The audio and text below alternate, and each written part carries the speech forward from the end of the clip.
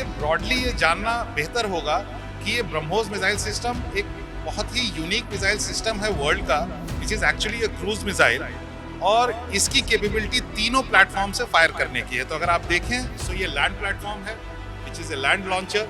अगर इसके बाद लगा हुआ है ये नेवल प्लेटफॉर्म से लॉन्च होता है, और वो जो थर्ड वर्जन है जो इफेक्टिवली ऑफ सिंदूर में शायद ओपन सोर्स ऐसे ही बोलते हैं कि इस्तेमाल हुआ है। यूपी इंटरनेशनल ट्रेड शो का आज दूसरा दिन है और इस वक्त हम यूपीडा के स्टॉल पर हैं। यहाँ की तस्वीर आपको दिखाते हैं। UP expressway industrial development authority, इसके 3 वर्टिकल हैं। पहला वर्टिकल जो है वो एक्सप्रेसवे का निर्माण करता है उत्तर प्रदेश में, दूसरा डिफेंस सेक्टर में काम करता है। और किस तरीके से ब्रह्मोस ने ऑपरेशन सिंदूर में एक बड़ी और महत्वपूर्ण भूमिका निभाई, इसको बताने के लिए, और कैसे डिफेंस कॉरिडोर जो है उत्तर प्रदेश में काम कर रहा है और इन्वेस्टर्स को अपनी तरफ खींचने के लिए क्या कुछ पॉलिसीज़ बनाई गई हैं यूपी गवर्नमेंट के द्वारा, और इन्वेस्टमेंट जो है वो धरातल पर कितना उतरा है, ये आपको दिखाते हैं। और संजय सिंह जी हमारे साथ कर्नल जुड़ेंगे, चीफ जनरल मैनेजर हैं और पूरा प्रोजेक्ट जो है इनकी देखरेख में है। तो सबसे पहले हम आपको लेकर चलते हैं ब्रह्मोस के यूनिट पर, क्योंकि ब्रह्मोस की चर्चा बहुत ज़्यादा हुई ऑपरेशन सिंदूर में, और इसकी एक मैन्युफैक्चरिंग यूनिट जो है वो लखनऊ में स्टैब्लिश है। संजय जी, अगर हम इस यूपी इंटरनेशनल ट्रेड शो की बात करते हैं,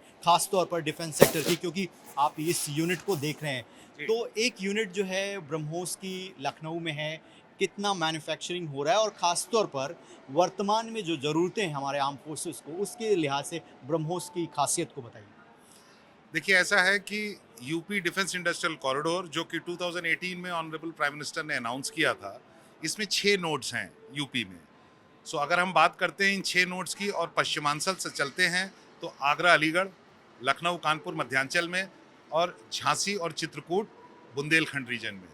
इन 6 नोड में से एक नोड लखनऊ है जिसका अभी आपने जिक्र किया, और लखनऊ में 80 हेक्टेयर की लैंड ब्रह्मोस मिसाइल सिस्टम्स को दी गई है। इसका एक्चुअली पूरा नाम है BrahMos missile systems private limited, और वहाँ पे ब्रह्मोस नेक्स्ट जनरेशन मिसाइल का प्रोडक्शन हो रहा है।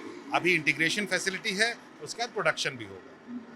अभी आप कह भी रहे थे कि इस ब्रह्मोस मिसाइल का इस्तेमाल अभी ऑप सिंदूर में भी हुआ, तो हम सबके लिए ब्रॉडली ये जानना बेहतर होगा कि ये ब्रह्मोस मिसाइल सिस्टम एक बहुत ही यूनिक मिसाइल सिस्टम है वर्ल्ड का, which is actually a cruise missile, और इसकी कैपेबिलिटी तीनों प्लेटफॉर्म से फायर करने की है। तो अगर आप देखें तो ये लैंड प्लेटफॉर्म है which is a land launcher. अगर इसके बाद लगा हुआ है ये नेवल प्लेटफॉर्म से लॉन्च होता है, और वो जो थर्ड वर्जन है जो इफेक्टिवली ऑफ सिंदूर में शायद ओपन सोर्स ऐसे ही बोलते हैं कि इस्तेमाल हुआ है, तो मैं कोई कमेंट नहीं करूँगा, वो एयर वर्जन है। सो एयर वर्जन के लिए नेवल वर्जन और ग्राउंड वर्जन, इन तीनों का जो प्रोडक्शन है वो एक BrahMos missile system, it's a cruise missile system है, जो कि आपको पता ही होगा इंडिया और रशिया के जॉइंट कोलैबोरेशन के साथ डेवलप हो रहा है। सो इसकी एक यूनिट लखनऊ में है, आपने जिक्र किया, and that is being produced in Lucknow. चलिए, लखनऊ में ये जो ब्रह्मोस की मैन्युफैक्चरिंग यूनिट है वो वर्क कर रही है, इसका जिक्र भी कल प्रधानमंत्री ने किया।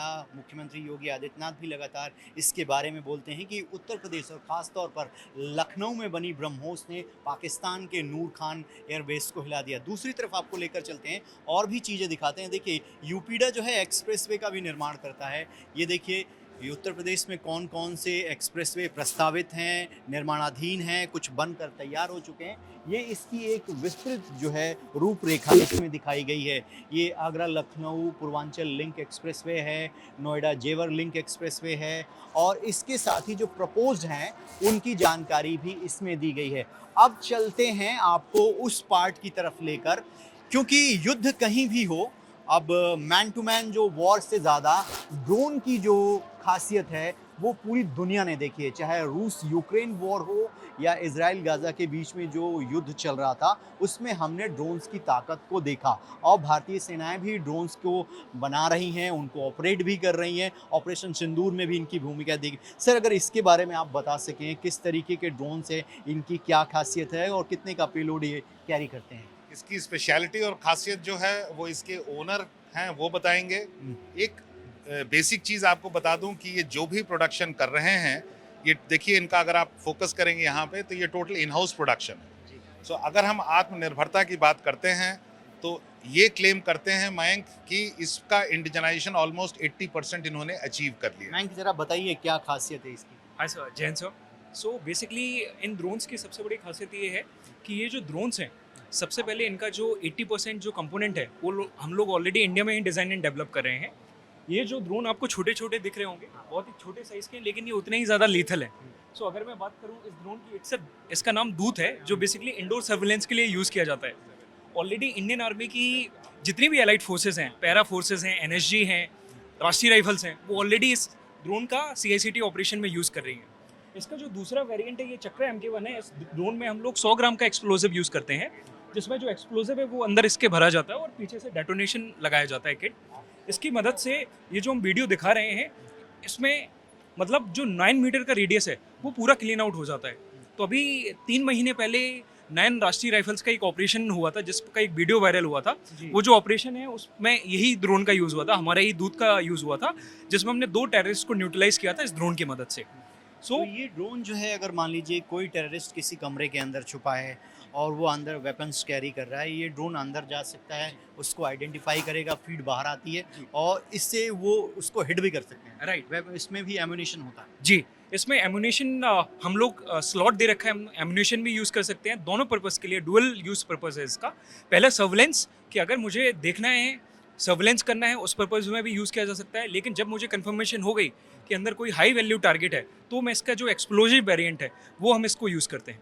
इसमें जो पायलट की सबसे बेस्ट चीज़ ये है कि इसके पास जो पायलट का जो वीडियो आता है वो FPV गूगल में आता है। सो ये जो VR है, पायलट का जो वीडियो है वो इसमें आता है। तो इसमें पायलट को अवेयरनेस रहती है कि हाँ, मुझे कितनी प्रिसीजन से मुझे डेटा कलेक्ट करना है या वीडियो फीड मुझे लेके आनी है। सो जो वीडियो आता है वो पहले सोल्जर भी देखता है और इसका जो बडी है वो हाथ में भी इसको देख सकता है।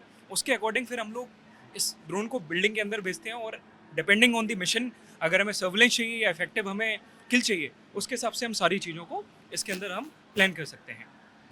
तो देखिए, सबसे इम्पोर्टेंट बात है कि prime minister make in India की बात करते हैं। सारे कंपोनेंट्स जो है वो भारत में इंडिजिनस बनाए जाते हैं और एक तरीके से आत्मनिर्भर भारत की जो परिकल्पना है उसको ये आगे बढ़ाते हैं। ड्रोन्स और आने वाले दिनों में जो वॉरफेयर है उसमें इनकी भूमिका अहम हो जाती है। सर, कुछ और भी ड्रोन्स जो यहाँ पर दिखाए गए हैं, अगर आप बता पाएँ, क्योंकि हम देख रहे हैं ड्रोन की जो उपयोगिता है वो दिनों दिन बढ़ती जा रही है। किस प्रकार से ये वर्क करता है और क्या इनकी खासियत है, कौन बताएगा? ये कम्युनिकेशन ड्रोन है। एक्चुअली मिलिट्री यूज़ केस में क्या होता है कि हमें मिलिट्री को बहुत जगह पोल्स गाड़ने पड़ते हैं और उस पर एक कम्युनिकेशन मॉड्यूल लगाना पड़ता है। सो बेसिकली हम वो पोल्स को हटा के हम ड्रोन्स यूज़ करेंगे। ड्रोन्स हम कहीं भी ले जा सकते हैं, पोर्टेबल होते हैं। ये ड्रोन्स एक एल्टीट्यूड पे जाके पोजीशन होल्ड करेंगे एंड ये कम्युनिकेशन मीडियम को एक्सटेंड करने में हेल्प करते हैं।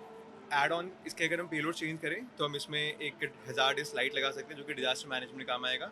हम इसमें लाउड स्पीकर्स लगा सकते हैं जो कि अनाउंसिंग के लिए काम आता है। और वो वाला हमारा एग्रीकल्चर ड्रोन है जो कि हमारे किसानों के यानी लिए ये बहुत काम आता है। कम्युनिकेशन में इस्तेमाल होता है, क्योंकि बहुत सारे पोल्स अगर कॉल के लिए सिक्योर मैसेज देना हो तो उसमें ये ड्रोन्स जो है काम आए। जैसे ये बोल रहे थे ना कि डिजास्टर मैनेजमेंट, बेसिक कॉन्सेप्ट ये समझिए कि अगर कहीं पे डिजास्टर होता है, जैसे अभी आपने उत्तराखंड वगैरह में देखा जो नेचुरल डिजास्टर्स है, वहाँ पे कम्युनिकेशन लाइंस और सेटअप्स जो हैं डिसरप्ट हो जाते हैं। सो एक ऐसा प्लेटफॉर्म है जो अपने आप एलिवेट हो जाता है, अनमैन्ड है, और उससे आप कम्युनिकेशंस और सैटेलाइट्स की कम्युनिकेशन सिस्टम्स को इनिशिएट कर सकते हैं।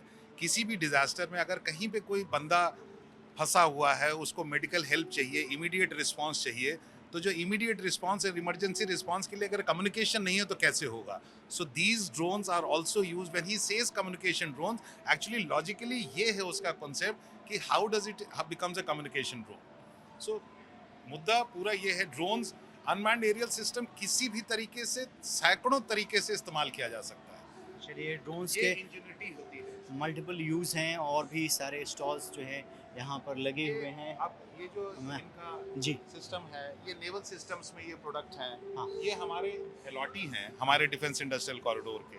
सो हम अगर ये दिखाना चाह रहे हैं इस समय, अगर आप थोड़ा सा पीछे आके इसको कवर करेंगे, ये हमारे यूपी डिफेंस इंडस्ट्रियल कॉरिडोर का और यूपीडा का एक इनिशिएटिव है, we walk the talk. What does it mean?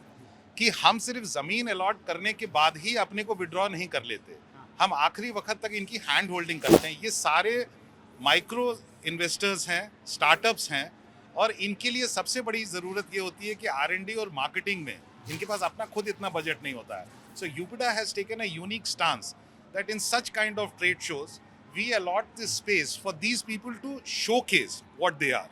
And through your media and through your channels, they will get some kind of publicity and they will get their own customers. Well, जो मैं शुरू में बोल रहा था कि ये ऐसा नीश सेक्टर है जहाँ पे कि कस्टमर बेस बड़ा कैप्टिव है और ये प्रोडक्ट्स FMCG नहीं है.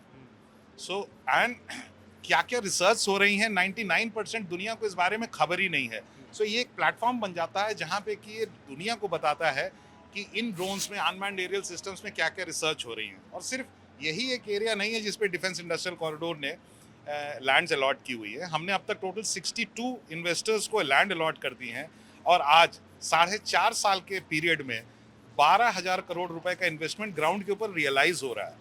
सो ये आत्मनिर्भरता की तरफ एक यूपी डिफेंस इंडस्ट्रियल कॉरिडोर का डिफेंस एंड एरोस्पेस सेक्टर में आत्मनिर्भरता पे एक कंट्रीब्यूशन है.